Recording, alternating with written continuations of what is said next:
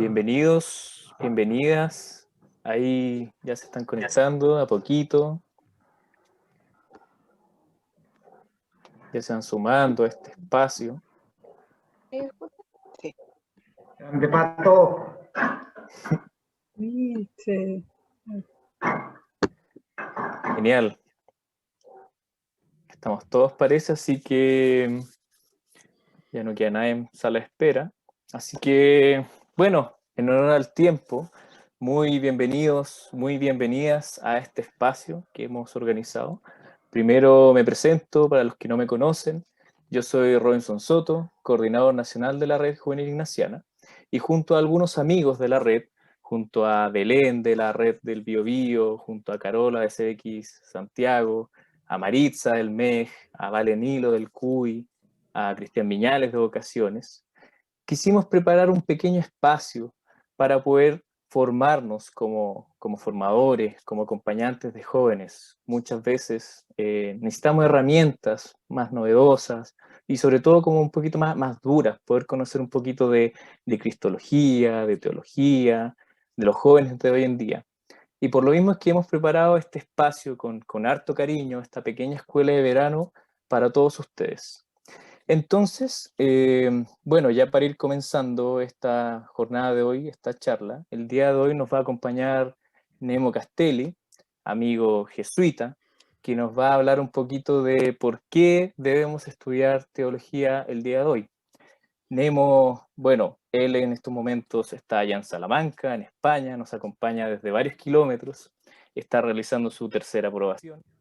Él es también ingeniero, pero también filósofo y teólogo. Y durante los últimos años ha estado trabajando en causas sociales, como el derecho al acceso a vivienda y también, por supuesto, a la formación de muchos jóvenes.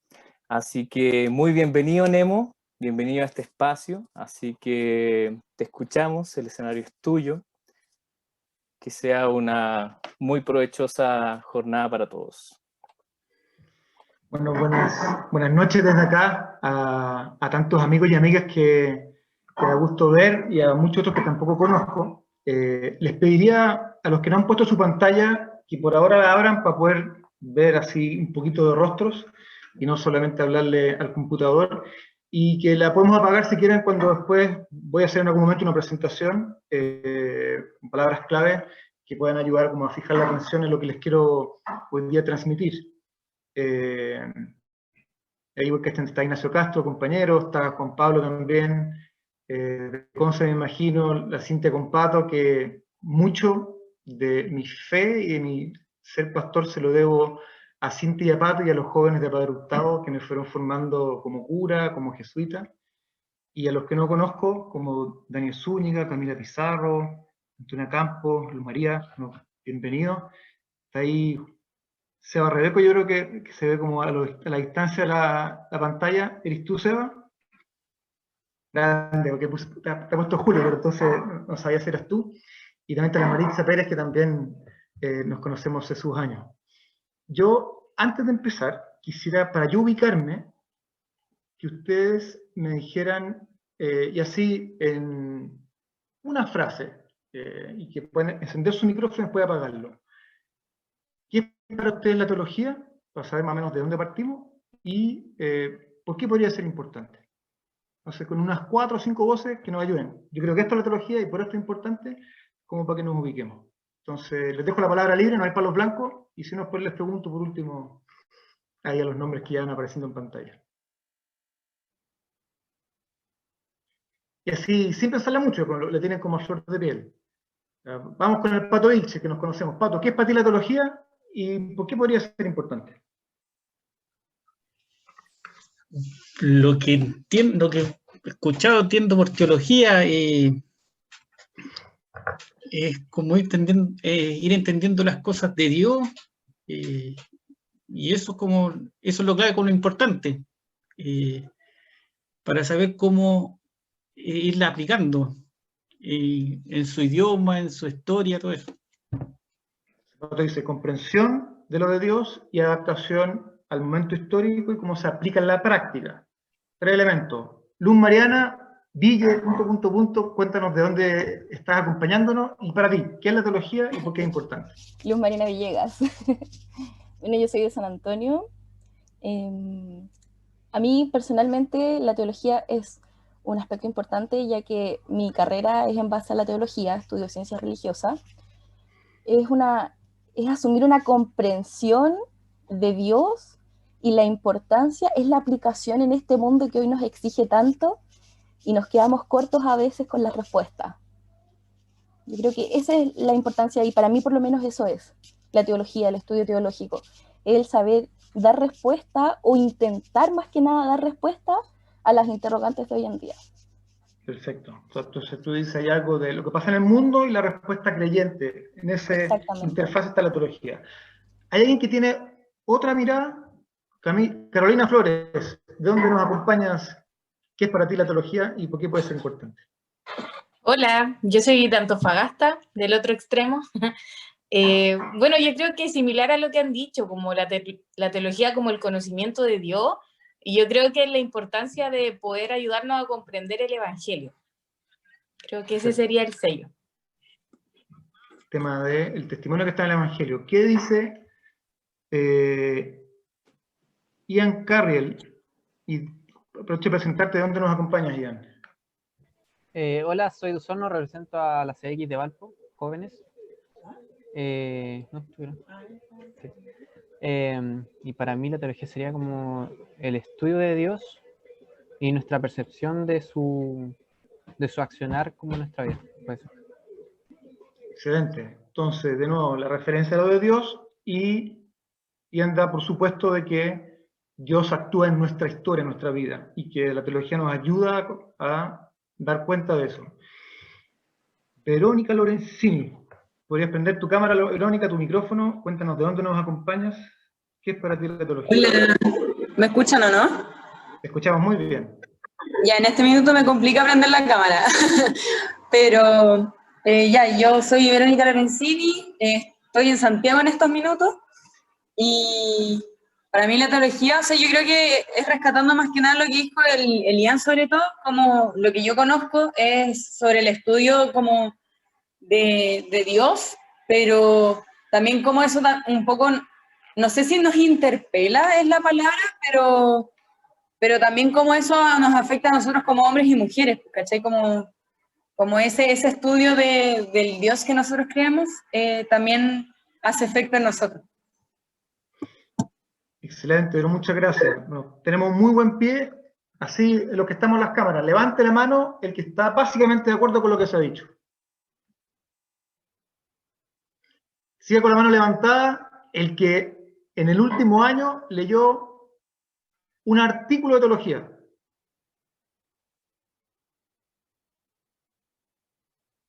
Un libro. La raja, todos decimos esto es importante para la vida, a ver cómo juntamos mundo y nuestra propia experiencia y cómo Dios actúa en nosotros, pero hay algo que hace que así como nos formamos en muchos ámbitos distintos de la vida, y si yo dijera, ya por sacar un promedio de edad, al menos por los rostros, ponte tú que 28 años, algo que nos está pasando hoy día es que en general el mundo creyente joven tiene una madurez de su edad en términos psicológicos, tiene una madurez de su edad en términos intelectuales, pero en términos religiosos, por no dedicar tiempo, no solamente al estudio, sino a la profundización en nuestra tradición, desde las distintas perspectivas que se expresaron hoy día, puede ser que eso nos esté quedando atrás y que seamos más o adolescentes o más niños en términos religiosos. ¿Cuál es el problema? Que se desprende de todo lo que han dicho ustedes, de que todos tenemos una teología implícita.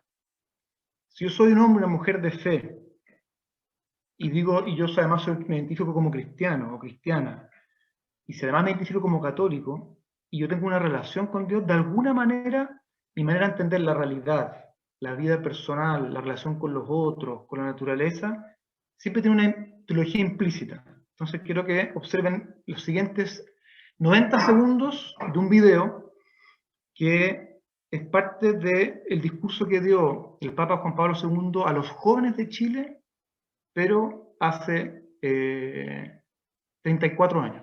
cuando la mayoría de ustedes no había nacido. Creo que el Pato nomás había nacido, y yo. Entonces, atención, que son solamente 90 segundos y que vamos a ver y escuchar.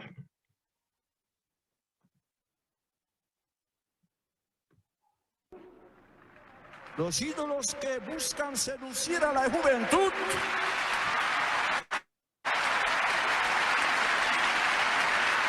solo Dios es adorable, solo Dios es adorable, solo Él merece vuestra entrega plena.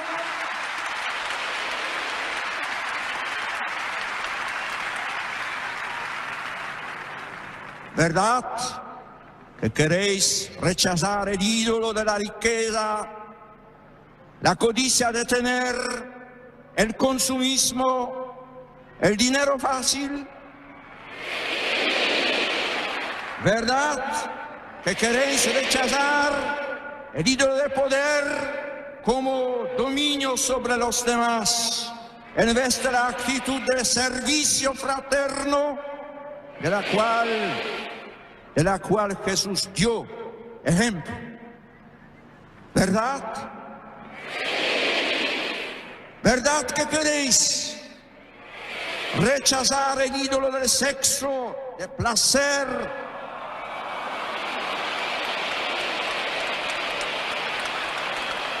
el placer que frena vuestros anhelos de seguimiento de Cristo por el camino de la cruz que lleva a la vida? El ídolo que puede destruir al amor.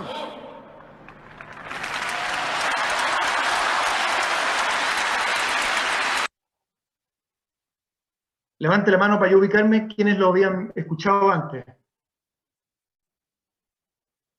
Los más viejos. Bueno, este video hizo fama por esto de renuncian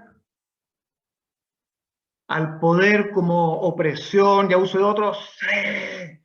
Renuncian a solamente buscar el tener y el dinero por sobre todo, sí. Renuncian al sexo y al placer, no. ¿Cuál es la teología que está detrás de alguien como Juan Pablo II, que después tuvo que empezar a explicar? El ídolo del sexo dice que frena el camino de la cruz que lleva la vida, y ahí los jóvenes de Chile como que dijeron, sí, no. ¿Cuál es mi punto? Juan Pablo II, que en ese tiempo ya tenía 60 y algo, que venía de Polonia, que venía del trauma comunista, y siendo un país muy tradicional en términos religiosos, para él era obvio decirle a un grupo de jóvenes en el año 87, se puede asociar directamente sexo, placer y un ídolo. Y la juventud chilena respondió a viva voz, en medio de una dictadura, no. Solamente quiero ilustrar de que tenemos que hacernos conscientes de las teologías implícitas que tenemos. Y lo que voy a intentar hacer ahora, desde la presentación que quiero hacerles, es de ir tal vez despertando el gusto para que en un año más, cuando nos vamos a juntar, yo les pregunte, ya, ¿quién sintoniza con que la teología es importante? Y si todos levantan la mano, todos hayan agarrado algún paper, algún libro, algún capítulo de algo que era a usted o a su comunidad le es importante profundizar. Porque usted ya tiene una teología implícita, y lo que quiero mostrar es cómo esas teologías marcan nuestra manera de vivir.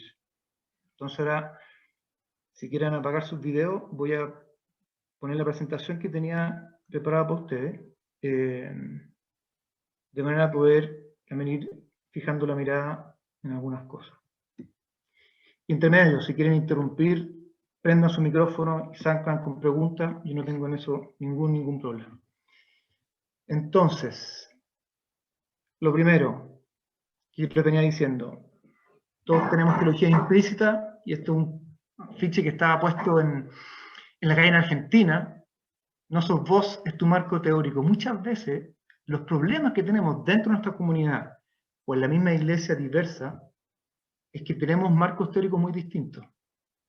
Similitudes en nuestra manera de entender a Jesucristo, la vida de fe, el lugar de las mujeres, cómo se integra la diversidad sexual, los indígenas, pero nuestros marcos, como son distintos, entonces nos cuesta el diálogo y a veces da la sensación de que creemos en dioses distintos. Entonces, otro ejemplo, no sé si se acuerdan el año pasado o antepasado, cuando asumió el cuasi obispo Irarrázaval, y él se despachó esta declaración en su primera entrevista en CNN. Él dice, en la última cena no había mujeres sentadas a la mesa, y después sigue hablando y dice, no hay que hacer luchar al hombre con la mujer en un gallito de quién es más, y dice, yo trabajo muy bien con mujeres, tal vez a ellas mismas les gusta estar en la trastienda. Y después siguió con otro discurso sobre, en cierto sentido, antisemita, antijudío, y fue de tal gravedad que hubo muchas cartas al arzobispado de Santiago y al mismo Papa, en que discutían la idoneidad de este obispo por la teología que tenía, por la manera de entender, por ejemplo, el lugar de la mujer y su relación con el hombre, o de despacharse directamente con el argumento bíblico literalista. Porque yo puedo decir, literalmente, como dice la Escritura, dice sí, porque estaba Jesús con sus discípulos. Pero si yo digo, solamente vale la aproximación literal hacia el Evangelio, también habría que decir, mira, Jesús envió a las mujeres a predicar al resucitado y anunciárselo a su comunidad y después al resto del mundo. Si yo fuera literalista tendríamos que decir, solo pueden predicar las mujeres. Pero él lo usa después como un argumento para querer decir, mira, lo que está de fondo es el ministerio del orden, quienes son sacerdotes son los hombres porque solamente había hombres sentados a la mesa con Jesús. Por eso traigo esta foto, este cuadro, en que muestra lo que probablemente aconteció, porque ¿qué han mostrado, ahora desde la teología bíblica y de la arqueología, que probablemente Jesús, siendo un judío, celebrando su Pascua, como todas las familias judías, que eran en familia, lo celebró con su comunidad, que venía acompañándolo a él desde Galilea hasta Jerusalén.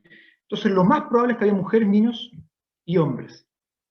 Porque si uno incluso entra a lo que se ha conocido a través del judaísmo como la estructura de la liturgia de la Pascua, el diálogo entre los padres familia y los niños es muy importante. Y aquí vemos en esta imagen, que es de la finales de la década del 50, cómo este pintor presenta a Jesús con hombres, mujeres, niños en la última cena.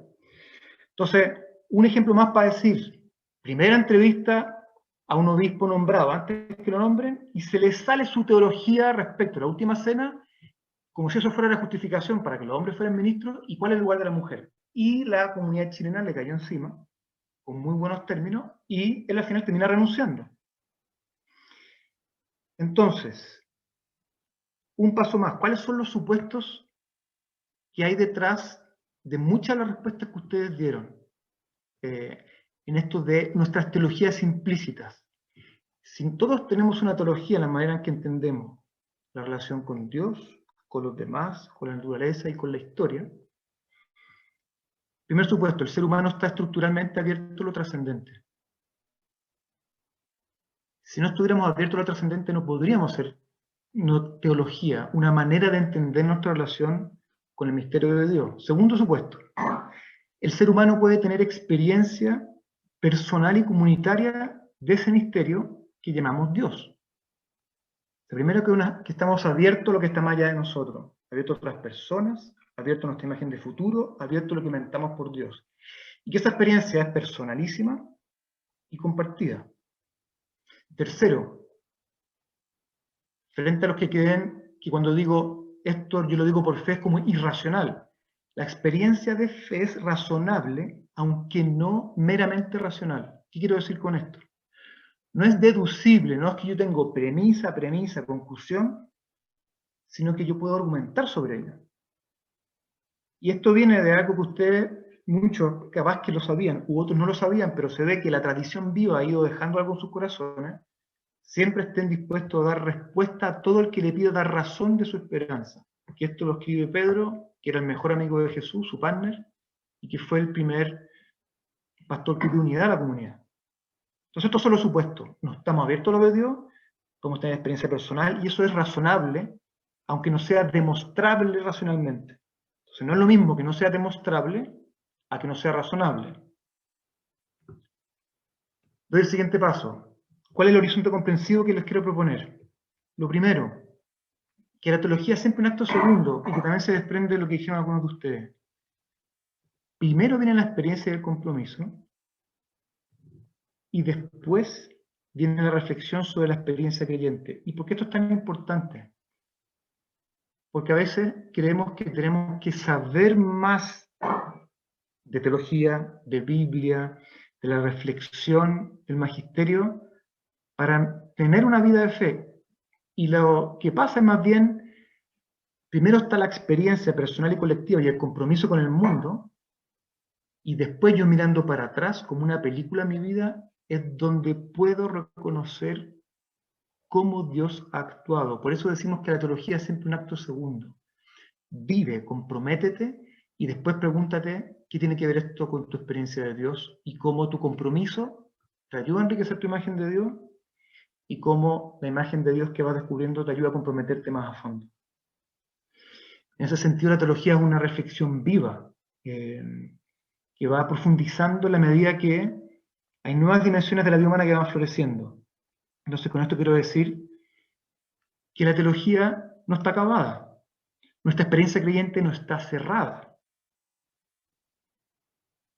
Algunos van a decir, pero la Biblia no cambia. Por supuesto que no. Pero la Biblia es el testimonio de una comunidad que nos deja en su experiencia para que nosotros contrastemos la de nosotras personas con nuestra comunidad y podamos saber en qué sentido hay experiencia de Dios ahí o no. Entonces, por ejemplo, 3 ejemplos de cambios en la historia que dan cuenta de que la teología también va cambiando y nos ayuda a actualizar, como dijo la primera persona que habló, nuestra experiencia creyente. Por ejemplo, el catolicismo social en Chile. En Chile fueron cristianos que, sensibilizados con la injusticia de los trabajadores, empezaron con los primeros sindicatos. No estaba escrito nada de la teología de la liberación, no había un compendio de doctrina social de la Iglesia. Desde su compromiso con el mundo de los trabajadores y con el mundo de los sindicatos, empezaron a reflexionar sobre ello. Y después se comprometieron, por ejemplo, cuando en Chile nadie tenía acceso a vivienda social, no existía Ministerio de Vivienda, católicos sociales fueron los que empezaron a hacer viviendas sociales. En la década del 60, cuando se discutía la reforma agraria, ¿quién fue los primeros que entregaron terrenos para la reforma agraria? Fue el cardenal Silva Enrique, en Paine, al sur de Santiago, que entregó terrenos de la iglesia. Ese ímpetu y ese compromiso con la cuestión social, si ustedes van recién al año 78, es la primera vez que el cardenal Silva hace una reflexión que se llamó solidaridad y justicia como un modo de ser creyente. Pero pasaron muchos años hasta que hubo un documento que quisiera hacer reflexionar a los cristianos en Santiago, y en ese caso era, además, frente a la realidad del atropello de los derechos humanos. Segundo ejemplo, la parábola de Mateo 25. Precisamente en el 25 que dice, estaba Jesús que dice, al final de los tiempos Dios va a ser como un rey, que va a decir a los de la izquierda, vengan benditos de mi Padre, porque tuve hambre, me diste comer, tuve preso, me visitaste, estuve sin casa y me recibiste en la tuya, estuve enfermo y me fuiste a ayudar. Y así después, a los de la izquierda, ustedes, yo no sé quiénes son, y para ustedes es la condenación y el fuego, porque tuve hambre, no me diste comer, tuve vestido, no me vestiste, estuve en la cárcel, no me visitaste. Ese texto se usó durante toda la disputa con el mundo pagano para decir que no es católico o que no es cristiano, se condena. Y ese mismo texto, dado el contexto latinoamericano de injusticia que fueron tomando conciencia católicos de muchos lugares distintos en nuestro continente, fue el texto señero para decir los rostros de Jesús, porque Él dice que están en el más pequeño de nuestros hermanos, está en los indígenas, en los excluidos de nuestras ciudades, en las mujeres golpeadas, en los niños pobres. O sea, un mismo texto, en un contexto social, era para disputa con los paganos y para la pelea después con los protestantes. Puesto en el contexto, la toma de conciencia de la desigualdad latinoamericana fue el texto inspirador de mucha acción de cristianos y católicos que se jugaron por la justicia. Entonces, este acto segundo de la teología siempre supone primero la experiencia, el compromiso.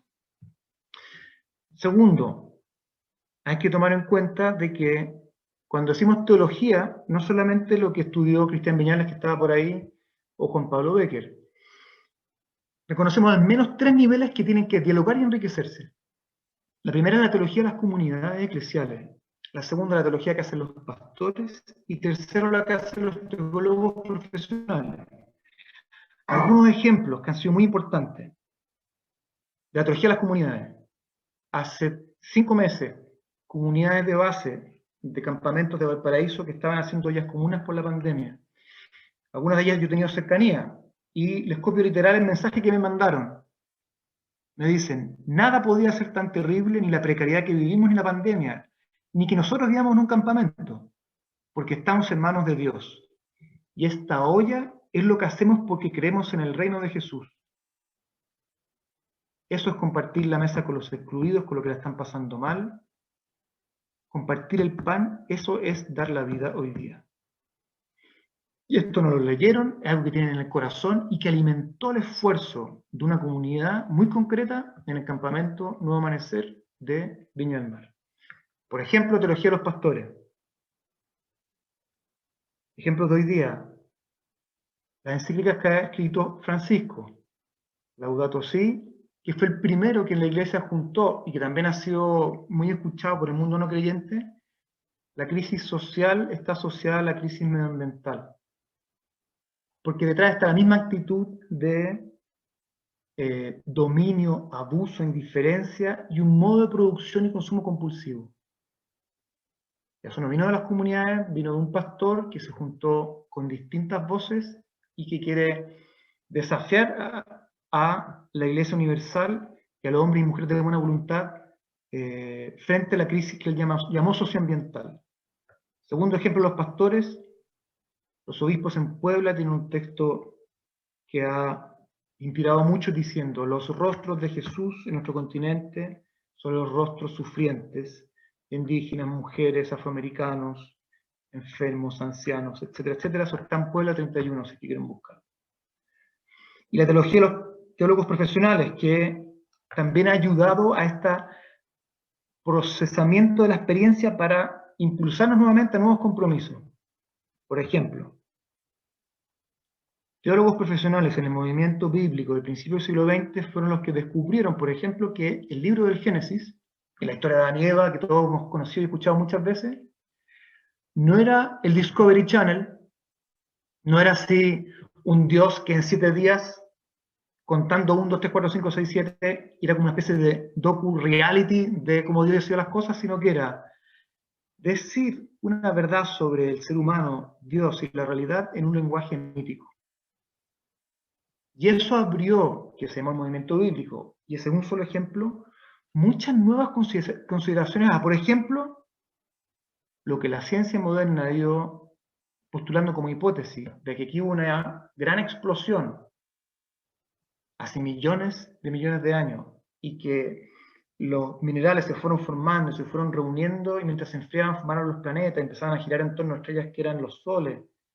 Y eso no era contradictorio con lo que nosotros creemos, porque el Génesis no es un libro de ciencias, como en algún momento se pretendió, sino que el Génesis es un texto mítico para decir otra cosa. Gracias a teólogos profesionales, hoy día con mucha facilidad podemos decir, no hay ni una contradicción entre la teoría de la evolución, entre el Big Bang y la fe cristiana. Entonces estoy mostrando 3 ejemplos de 3 niveles: la teología de las comunidades, la de los pastores y los profesionales, cómo se necesitan vincularse e irse ayudando unos a otros. Tercer punto del marco que les quería hoy día presentar. Tomar conciencia que hay diversidad de teologías. Y si ya tengo conciencia, conciencia más profunda. Entonces, por ejemplo, en el Nuevo Testamento, que es un trocito muy pequeño de toda la Biblia, está en una colección de libros. Solo en el Nuevo Testamento hay muchas teologías. Entonces, por ejemplo, está la teología de los sinópticos. Los sinópticos son Marcos, Lucas, Mateo, que entre ellos tienen muchas cosas parecidas y cosas diferentes, pero que parten siempre desde una consideración desde abajo, lo que se llama, de un Jesús muy humano que van reconociendo como profeta, Mesías, y al final es un no creyente el que dice, cuando alguien muere así, ahí está Dios. Y es un Jesús que es vulnerable y sufre. Juan va a mostrar el mismo episodio y va a mostrar un Jesús glorioso, que venía a tomarlo preso y venían con Judas, y él se da vuelta y dice, y todos cayeron por el suelo. Y va a mostrar su gloria. Y dice, ¿qué es cierto? Que Jesús murió sintiéndose abandonado por su comunidad, estaba solamente su mamá con unas mujeres, después llegó un amigo de él que se llamaba Juan, y se sintió abandonado por Dios, y lo reconoció un no creyente, o Jesús era una especie así como de mago que se daba vueltas así, y hacía que la gente se cayera. No vamos a profundizar en ello, solamente para decir, fíjense que en solamente 2 evangelios, y con lo importante que son los evangelios, hay teologías distintas, o maneras distintas de aproximarse a, por ejemplo, quién es Jesús de Nazaret, que sé que mañana van a profundizar en ello en este taller. Supuesto eso, que hay diversas teologías en el Nuevo Testamento, y el Nuevo Testamento es como nuestra fuente primera, después hay aproximaciones teológicas en la historia. Inicialmente la aproximación era siempre la teología como una sabiduría y una espiritualidad, que recibiendo el testimonio de comunidades creyentes que está en la Escritura, les ayudaba a orar y a actuar y a entender su vida y la manera de ser creyente, cómo aplicarlo a la vida, como decía Patricio Vilche de Padre Hurtado. Entonces, por ejemplo, San Agustín tiene un libro que se llama La ciudad de Dios. Es el primer esfuerzo, cuando está cayendo el Imperio Romano, de un pensador que dice, hay que entender lo que pasa en la realidad política, por eso se llama La ciudad de Dios, y él habla de 2 ciudades que conviven, y de cómo nosotros como cristianos nos paramos frente a este mundo que se está cayendo a pedazos. Otro ejemplo, Ireneo de Lyon, frente a los que venían de la tradición más iluminada, de los gnósticos que decían, yo me salvo por lo que aprendo, por lo que sé. Mi cuerpo es como una cárcel, y Jesús se libró de su cuerpo y por eso resucitó, y esa es la vida plena. Ireneo tiene esta famosa frase que después tomó Monseñor Romero, la gloria de Dios es el hombre viviente o el ser humano viviente, y la vida del ser humano es el encuentro con Dios, aquí y ahora. Y Dios se encarnó en Jesús, entró en nuestra historia, entonces lo que nos da la vida plena es la comunión con Dios para ser vivida aquí, no escaparnos de aquí. Esa era teología como sabiduría y espiritualidad. Avanzando en la historia, hubo una teología como saber racional. Y si ustedes van a Google y ponen Suma Teológica Santo Tomás, van a ver unos libracos enormes que va a decir parágrafos sobre Dios, parágrafos sobre el ser humano, parágrafos sobre Jesús, que es cómo el ser humano vuelve a Dios. Y es todo con preguntas, opiniones, respuestas, porque el objetivo de ese tiempo era dar orden, claridad y sistematicidad. No estaban preocupados de alimentar la sabiduría práctica del pueblo de Dios y su espiritualidad. Y la última que está ahí, que les pongo, es la teología como reflexión crítica de la praxis histórica a la luz de la fe contenida en la palabra de Dios, es lo que ha desarrollado con mucha fuerza Latinoamérica,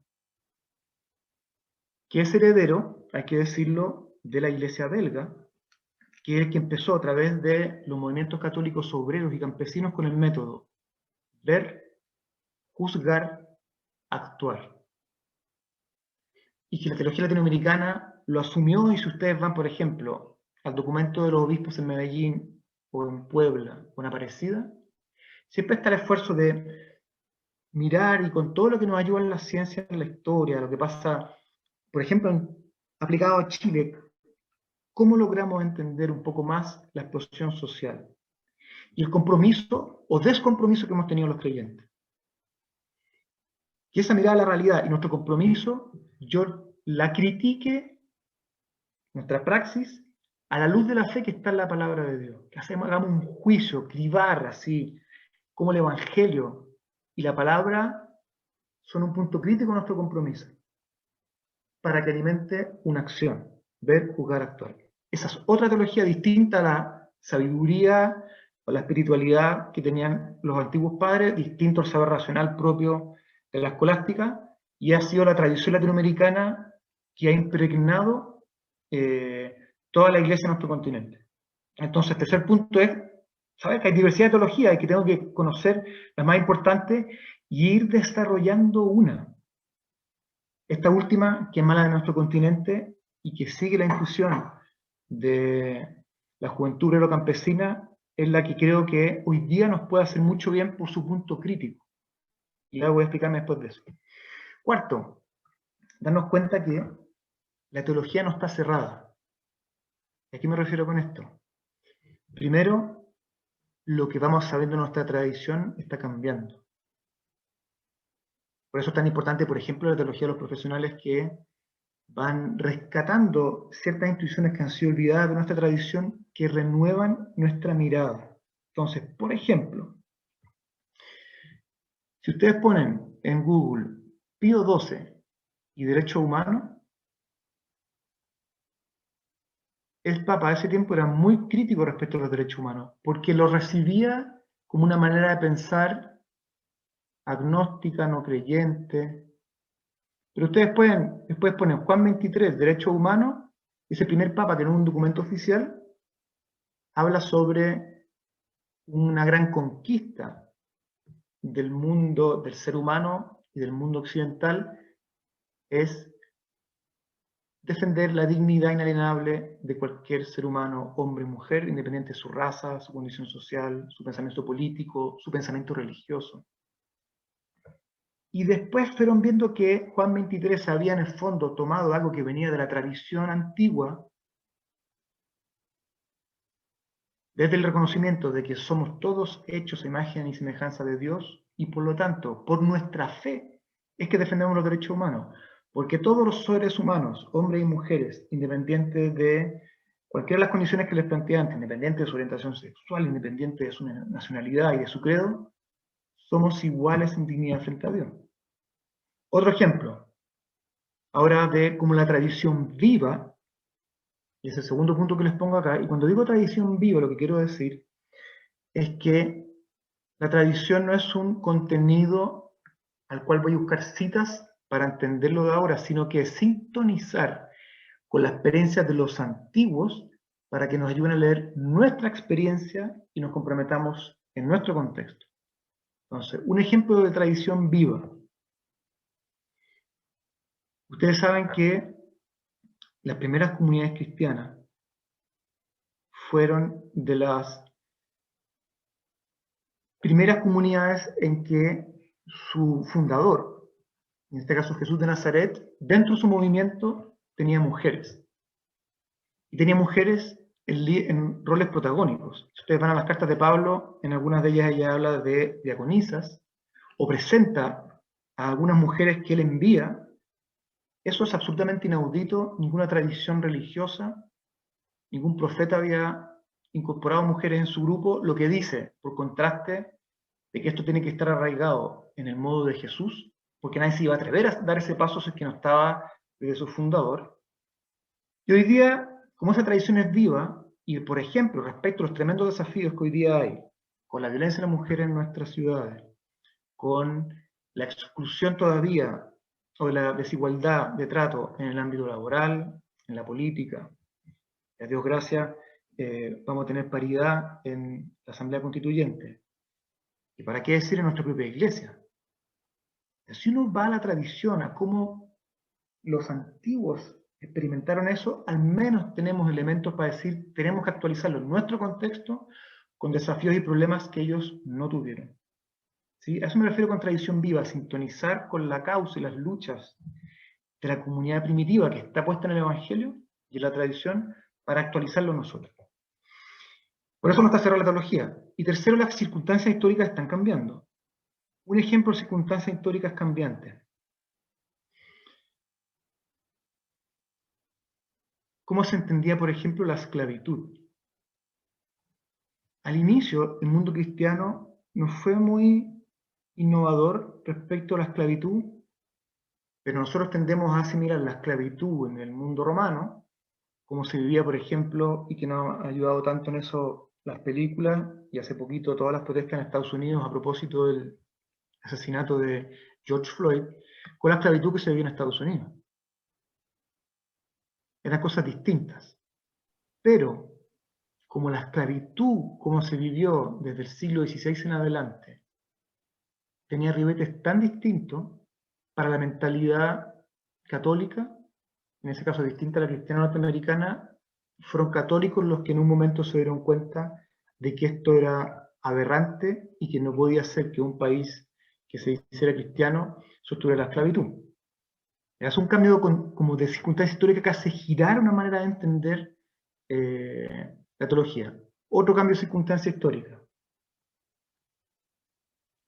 En el tiempo de Ignacio Loyola, que era el siglo XVI, el poder político estaba muy aliado al poder religioso. Y la teología política era que habían como un poder espiritual, que era el Papa, los obispos, y un poder temporal, que eran el rey y los príncipes. Por eso es que, por ejemplo, muchos jesuitas eran confesores de los reyes y estaban en sus consultas.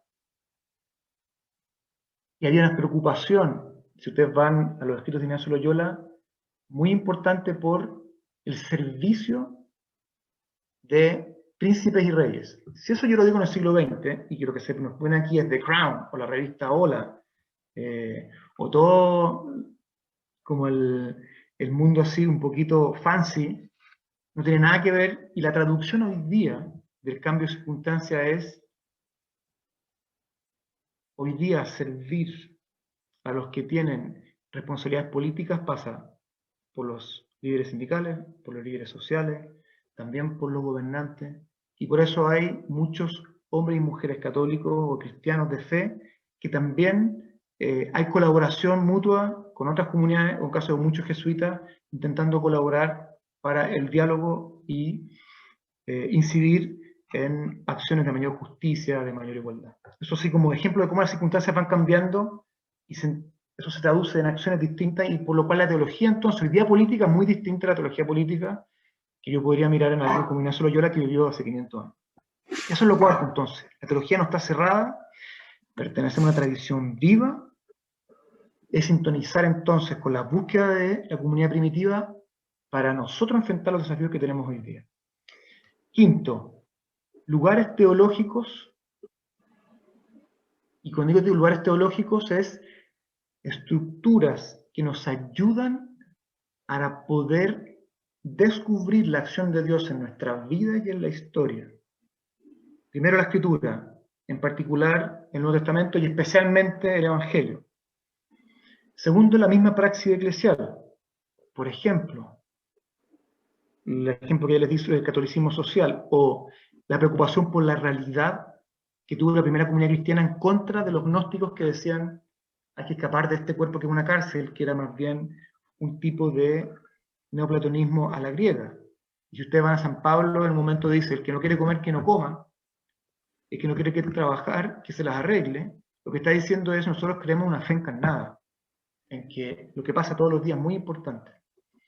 Tercera fuente, confesiones y reglas de fe. Las reglas de fe es como el credo que hacemos los domingos. Y entonces, para no quedarse solamente con la forma, hay que desgranar qué está ahí contenido. Y por ejemplo, una vez me preguntaron, ¿qué hace Poncio Pilato en el credo? Que el único personaje histórico que se menciona, además de Jesús y de María, dice, no una desubicación, es una manera de decirnos, nuestra tradición es un Dios encarnado en la historia y se inició hace 2020 años. Por eso mencionamos Poncio Pilato. No me estoy durmiendo.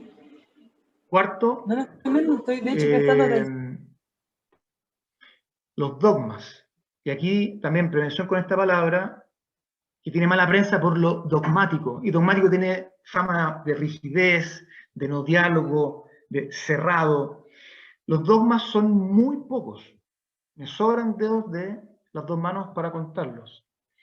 Los dogmas son formulaciones muy concentradas para decir algo muy fundamental. Por ejemplo, un dogma de nuestra fe es: Jesucristo es 100% Dios, 100% hombre. Y dice, pero espérate, pues eso suma 200. Cuando hay una manera de entender la vida de fe, que le llamamos fideísmo, que separo Dios de la realidad y necesito comprenderlo, y Dios nos va a salvar, y yo confío en eso, y me despreocupo la historia,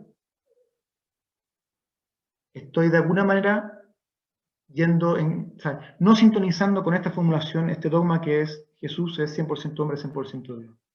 O al revés, cuando creo que, y vivo, como que esta es la realidad que hay, y Dios es un personaje que está en Jesús de Nazaret, pero Jesús de Nazaret es solo ser humano. Y que en él actúa Dios, y es un gran profeta, y alguien admirable, y alguien que nos dio ejemplo de vida. Pero no entro en el misterio de qué significa que Dios se manifieste en un hombre, ya es el problema contrario. Y esto, como decir 100 y 100, ¿por qué puede ser tan importante para nuestra vida de fe? Porque si Jesús de Nazaret fue igual en todo que nosotros, y nació en una familia y tuvo que aprender a convivir con otros, aprender a hablar, a pensar, recibir la tradición viva de su pueblo, que era el pueblo judío, y después tuvo que discernir su proyecto de vida. Y de todos los proyectos que habían, de los fariseos, de los fanáticos políticos que eran los celotas, que después se hizo amigo de él, de algunos que estaban en su movimiento, o de los de Qumran, que eran unos monjes que se iban al desierto, apareció un Juan Bautista. A ese grupo él se fue. Y cuando Juan lo tomaron preso, él continuó el proyecto de Juan, pero lo cambió. Ya no estaba en el desierto comiendo langosta y diciendo el hacha está a los pies del árbol, sino Jesús diciendo el reino ya empezó. Felices los que lloran con los que lloran, porque ustedes recibirán consuelo. Felices los que son perseguidos por la justicia, porque ustedes el reino, etcétera, etcétera. Y comió con todo el mundo, especialmente con los que eran excluidos. ¿Ya? Solamente un ejemplo para cachar que el dogmático no es lo mismo que dogma, hay que tomarlo en cuenta. El magisterio, llámese Concilio Vaticano II, Medellín, Puebla, Aparecida, es toda la reflexión de nuestros pastores, por ejemplo, lo que acaba de salir de Francisco, que se llama Fratelli Tutti, y después viene otra carta sobre la realidad de la pandemia y sobre la amistad y el diálogo social, ¿ya? Que yo agarre ese texto para dejarme inspirar y que ese lugar teológico me ayude a entender nuestra propia experiencia y nuestro compromiso. Lo que han escrito los padres y doctores de la Iglesia, como ya mencioné algunos como Agustín o como Ireneo, o como la Teresa de Ávila, ahora que estoy aquí en España, fue la primera mujer que escribió sobre la importancia de la espiritualidad personal femenina en pobreza, aquí en España, y que tuvo mucha relación después con mis compañeros jesuitas de aquella época. Ella sería parte de las doctoras de la Iglesia. Acuerdo a los teólogos, por ejemplo, lo importante que fue para América Latina, que fueran teólogos que discutieran frente a la realidad tan diversa de este nuevo continente, y defendieran que los indígenas eran seres humanos, que tenían alma y no podían ser esclavizados. Y ahí está Bartolomé de las Casas, que dio una gran pelea, por la cual nunca pudo ser obispo, o sea, fue obispo de Chiapas y nunca pudo entrar ahí porque los esclavizadores de indígenas no se lo permitieron. Pero hubo hasta acuerdo de teólogos que lo defendieron hasta que después del trauma inicial de la llegada del hombre europeo a América y el 90% de los indígenas que murieron, muchos de ellos por enfermedad y muchos otros por abuso, que instaló los indígenas son dignos de respeto y con los cuales hasta el día de hoy tenemos una deuda enorme. Y después, por último, los signos de los tiempos. Signos de los tiempos, la formulación que tuvo el Vaticano II para decir Dios habla en la historia. Un signo de los tiempos que ha sonado, por ejemplo, los últimos 2 años en la cuarta oleada feminista. Lo que hicieron, por ejemplo, las tesis, que tuvo tanto volumen y resonancia en tantos lugares distintos. Y ahí hay un signo de los tiempos porque hay una coincidencia global respecto a, por ejemplo, el lugar que tienen las mujeres en nuestra sociedad y para qué decir de la iglesia. Otro signo de los tiempos. En Chile la desigualdad no es solamente por ingreso, es el acceso a bienes sociales, el trato, el clasismo. Ya son como cosas que caen por su propio peso, que uno dice, Dios está hablando ahí. Y hasta ahí, entonces, como lugares teológicos que pueden ayudar a ir como bebiendo para que ustedes, porque la teología es un acto segundo y es vivo, después de sus compromisos, su propia experiencia, pueden ir enriqueciendo y elaborando su experiencia de fe personal y colectiva. Entonces, la pregunta, y que ahora vamos a, ya que vamos un poquito menos de media hora, y los voy a invitar a que nos juntemos de a 4. Ahí me va a ayudar ahora Robinson con...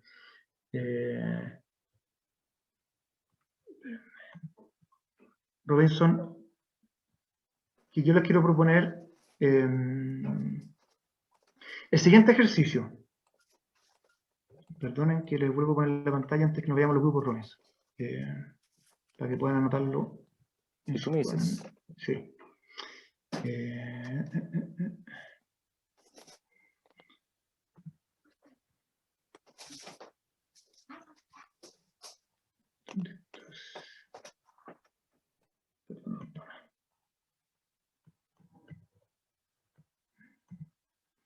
Mientras busco,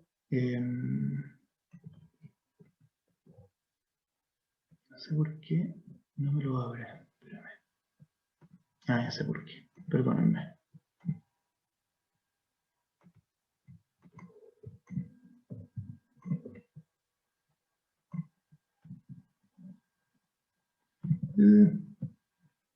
Piensan que cometí un error. Ahí estoy. Pero antes que tuve un problema con el PPT. De lo que ya hemos conversado hasta aquí, comentarios, preguntas, enriquecimientos, perspectivas distintas. ¿Sí? 2 minutos para el que quisiera intervenir mientras arreglo aquí el computador. Les dejo así la palabra. A mí me hace una pregunta muy concreta. Sí. ¿Un teólogo puede ser constituyente? ¿Un sacerdote podría tirarse para constituyente? ¿Y por qué no? Yo digo que sí, pues por eso. Es como, ¿debe o tiene? Porque, no sé, empezaba un poco lo que pasó en Nicaragua, que Juan Pablo II sacó a un jesuita que estaba como ministro de Educación, por ejemplo. ¿Hasta cuál es el límite entre esa vinculación? Es una buena pregunta, porque hay que distinguir, yo creo que primero, roles dentro como de la comunidad de la iglesia y después circunstancias históricas. El ejemplo que tira Cintia es de un jesuita que fue ministro del gobierno sandinista y a él le pidieron que dejara de ser jesuita mientras fuera ministro para que tuviera libertad la compañía de Jesús o la iglesia y no fuera asociada al gobierno, como, yo soy el gobierno del sandinismo, ni de derecha ni de izquierda, y también para la libertad del propio ministro, de que no tuviera, o sea, que él fuera, en el fondo, se debiera su rol de ministro, como lo entendía la Constitución nicaragüense, y no que tuviera que estar teniendo cuenta ni frente al superior jesuita ni frente al obispo.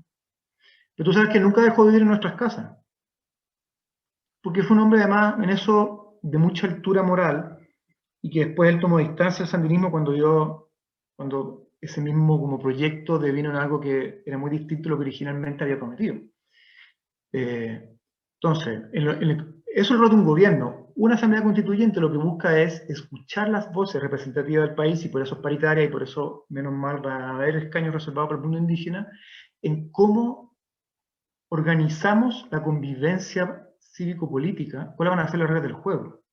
Entonces, que hayan hombres y mujeres de fe, católicos, cristianos, y ojalá de otros credos, y que haya algún religioso o religiosa o algún sacerdote, a mí me parece que puede aportar a la discusión, porque el objetivo de esa convención es hacer una propuesta de constitución de las reglas del juego. Viste que es otro escenario. Otra cosa es que sean candidatos, y otra cosa es que se hagan elegidos, que ahí es lo más difícil. Pero ahora vamos a... No sé si hay alguna otra pregunta que quisieran hacer, o comentario.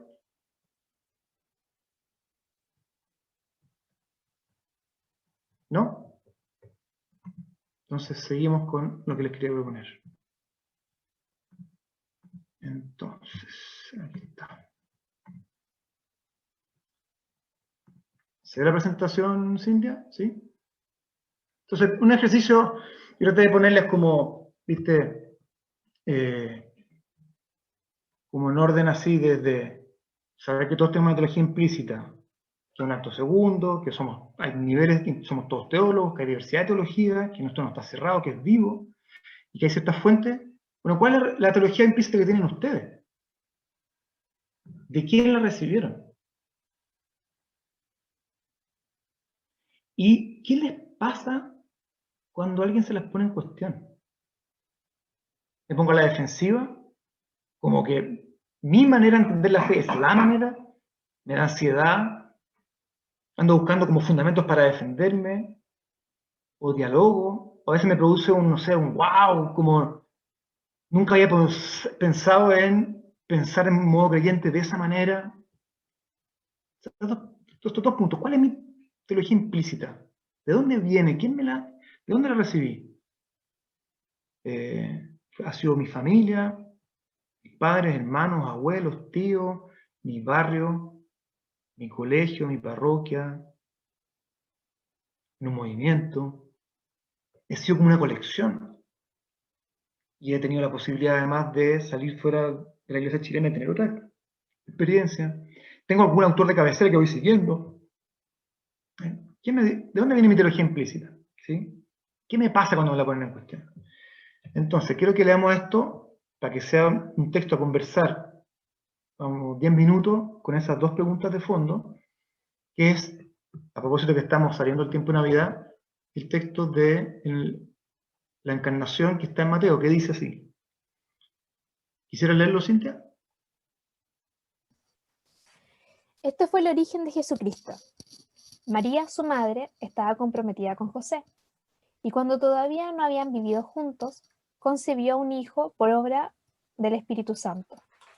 José, su esposo, que era un hombre justo y no quería denunciarla públicamente, resolvió abandonarla en secreto. Mientras pensaba en esto, el ángel del Señor se le apareció en los sueños y le dijo: José, hijo de David, no temas en recibir a María, tu esposa, porque lo que ha sido engendrado en ella proviene del Espíritu Santo.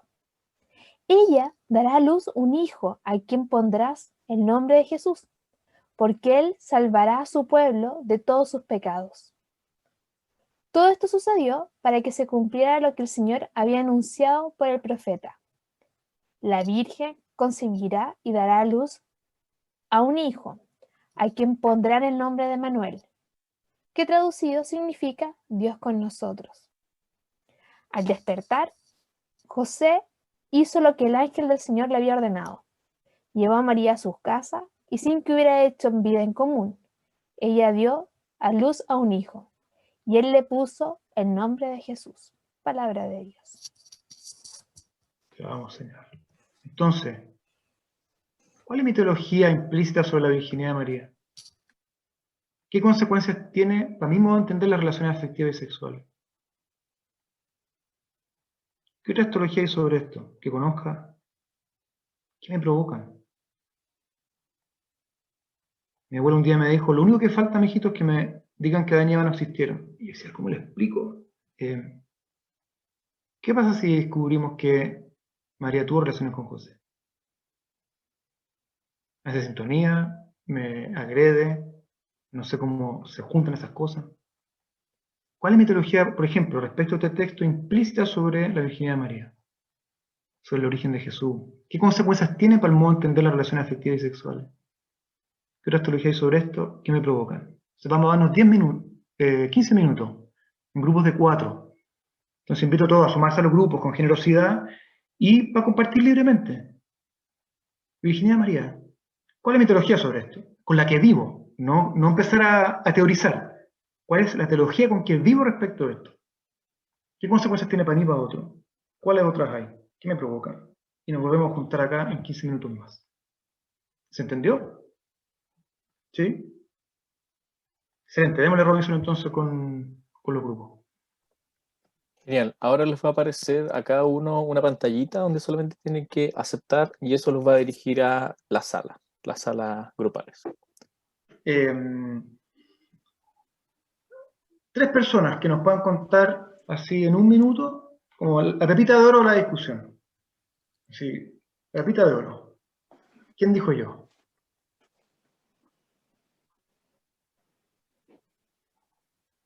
Preguntemos a la gente que no ha hablado. Sofía Echazarreta. La verdad no alcanzamos a tener una discusión muy como hecha porque cada uno como que expresó su teología, sus visiones sobre la virginidad de María y después ¡pup! No pudimos seguir hablando más. Entonces si alguien podría decir su discusión, porque acá más que nada fue un escucharnos, no fue más una confrontación o debate o conversación. Entonces preguntémosle a Maximiliano Lastra. Antonia.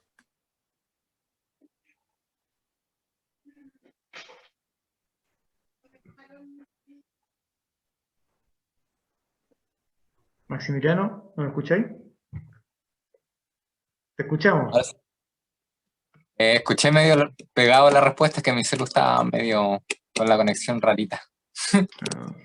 ¿Me pueden repetir la pregunta, por favor? Cuéntanos así en un minuto la pepita de oro de la conversación en tu grupo.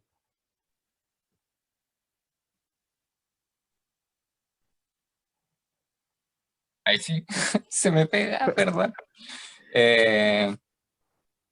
Bueno, básicamente lo que hablamos fue de que no nos debería por qué importar tanto el cómo nos juzguen en sí, sino tenemos nuestra fe y sabemos lo que creemos. Tenemos que tener fe en ello, a pesar de todo lo que nos digan. Eso sí, tenemos que estar abiertos de mente a lo que nos puedan decir. Si hay argumentos, hay cosas importantes, tenemos que estar y escuchar, aprender a responder, aprender a decir lo que nosotros estamos dando nuestro punto de vista. Y eso, básicamente. Así como dando el punto de vista de todo. Bueno, yo no alcancé a hablar, pero bueno. Gracias, Maxi. Karina Lagos, en tu grupo, la pepita de oro. En realidad el Mati quería hablar, estaba prendiendo el micrófono hace rato. Mati, por favor. Tenía un problema con el micrófono, pero da lo mismo. Bueno, de las preguntas, la primera era como dónde nos formamos, como la teología de nosotros. La Cari y Elian dijeron que fue con su abuelita y yo con mi familia. Ahora, como dónde lo reforzamos fue a medida que fuimos creciendo movimientos como CBX y MEG. Y de la pregunta de la teología de María, yo dije que me generaba como conflicto, más que la de María, sino que hay una oración que dice San José, su casto esposo. Entonces, a mí eso como hubo un tiempo que me generó conflicto, pero no, algo así como que no durmiera las noches. Y en general llegamos a la conclusión, bueno, dentro de lo poquito que hablamos, de que muchas de las cosas que se pueden decir, así como crítica a la iglesia, son iglesias que no son muchas veces las que nosotros vivimos. Entonces, es decir, a ver, ¿cómo me ordeno? No, muchas veces las cosas que nosotros vivimos y en base a Jesús es lo que nosotros vivimos. Porque hablábamos de que de la vida de Jesús, más o menos, igual como que nos perdimos, decíamos que su modelo, su vida, su palabra fueron las que nosotros nos motivan a ser como somos y a seguir viviendo. Eso. Matías, este es un ejemplo que causa harta roncha, porque hay mucho tema asociado. Por ejemplo, una beta es cuando uno dice María fue virgen. En la cultura hebrea había una valoración de la virginidad. La comunidad católica llegó a decir, o cristiana en ese momento, María fue virgen antes, durante y después del parto, y que eso tuviera una lectura ginecológica, como si estuviéramos hablando de la ficha ginecológica de María. Y hubo gente que hasta escribió de eso. Y cuando uno se pone a estudiar el tema, porque fíjense, cuando yo digo en la ficha ginecológica, en lo de la virginidad está el valor. ¿Están dispuestos a renunciar al placer y al sexo? Cuando digo sexual, placer asociado a mácula, mancha, algo pecaminoso, algo malo. Respecto de un contenido teológico y su interpretación tiene consecuencias para la manera en que yo entiendo mi afectividad y mi sexualidad. ¿Sí? Incluso la virginidad tuvo tal valor que había un tipo de vida religiosa que eran mujeres vírgenes en el inicio de la iglesia. Hoy día, por ejemplo, ¿qué ha cambiado respecto a la misma ciencia del hombre? Nosotros hoy día sabemos que genéticamente somos XY. Jesús es X de María en sus cromosomas y VIP, como Y premium. ¿De dónde vienen los cromosomas Y de Jesús? Cuando uno estudia Biblia, si ustedes van a Marcos, que era el evangelio más antiguo, ustedes van a ver que parte con Jesús adulto, desde que es bautizado. La comunidad después se preguntó, ¿Jesús quién es? Y se escribieron estos relatos de infancia. Y entonces, lo que la comunidad ha ido entendiendo después, al rescatar la tradición, es que son textos teológicos no ginecológicos. Lo que quiere decir es que Jesús de Nazaret es totalmente Dios, totalmente hombre. Entonces, mientras yo soy más humano, soy más divino. Cuando yo soy más generoso, generosa, más amo con más radicalidad, soy más justo, justa. Cuando soy más abierto, abierta a los otros, me voy divinizando. O como decías tú, no sé si era Máximo Matías, cuando voy viviendo, respondiendo a la pregunta, ¿qué haría Cristo en mi lugar? Me hago más imagen y semejanza de Dios. Eso es uno de los temas que está de fondo de la virginidad de María. Y, como yo les decía, una de las fuentes es el acuerdo de los teólogos. Hubo un momento dado, como si la cuestión se había chacreado, se juntó por la derecha Ratzinger, por la izquierda Rahner, que eran dos teólogos muy respetados del siglo XX. Ratzinger, que después fue papa. Y como que ambos dicen, si descubrimos que Jesús es hijo sexual de José con María, nada en nuestra fe cambia. Nos decimos que eso pueda no ocurrir, pero no estamos hablando ni de la ficha ginecológica de María, ni estamos hablando primeramente de la vida afectivo-sexual de los seres humanos. Estamos hablando de que Jesús era Dios y hombre a la vez. Y por eso es que los antiguos hablan de un camino de divinización para el ser humano. Yo me divinizo cuando soy más humano. Cuando me deshumanizo, me hago menos Dios. Eso es lo que está en juego. Y que abrió el campo, después de la década del 60, con la píldora y el cambio cultural, y que todos ustedes, los que se quieran casar, probablemente lo van a hacer más allá de los 28 años, de entender la vida afectivo-sexual, la iniciación y la virginidad de otra manera. Entonces, esto es un solo ejemplo, que por supuesto que lo dije en 3 minutos, pero solamente para que entiendan que yo tengo una teología implícita a todos ustedes, respecto, por ejemplo, de qué significa la virginidad y cómo eso está expresado en un texto de la Navidad. Cómo eso tiene consecuencias para la vida afectivo-sexual mía y de los otros, y cómo el estudio y la escucha de la teología de los profesionales y de la tradición viva nos ayuda a entenderlo de otra manera que puede ser liberador y no opresor. Entonces, ¿se cacha? ¿Sí? ¿Hace sentido? Entonces, para ir cerrando y me voy despidiendo.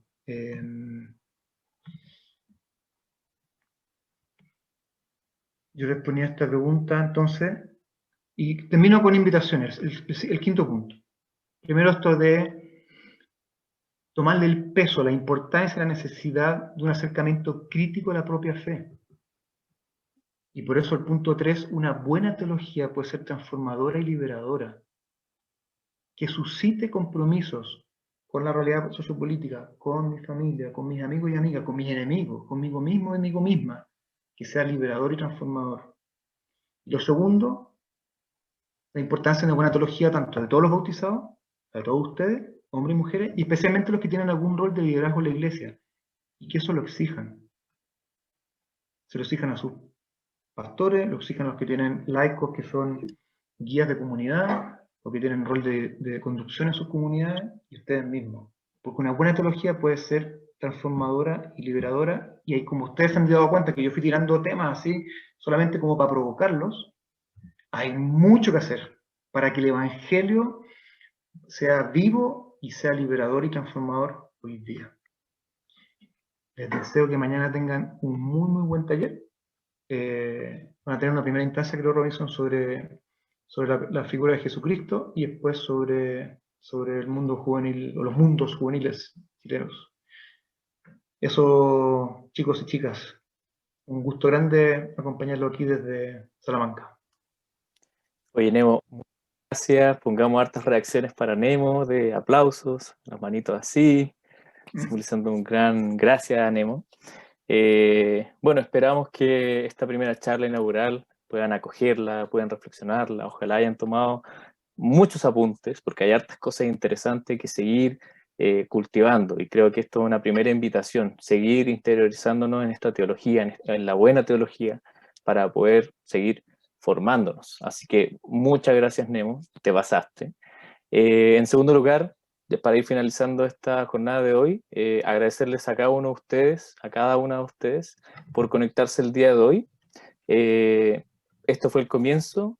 Nos vemos mañana a las 10. Ojalá puedan conectarse unos minutitos antes para que podamos seguir con esta pequeña escuela de verano con, como dijo Nemo, mañana un primer taller de Cristología, ¿quién eres, Jesús?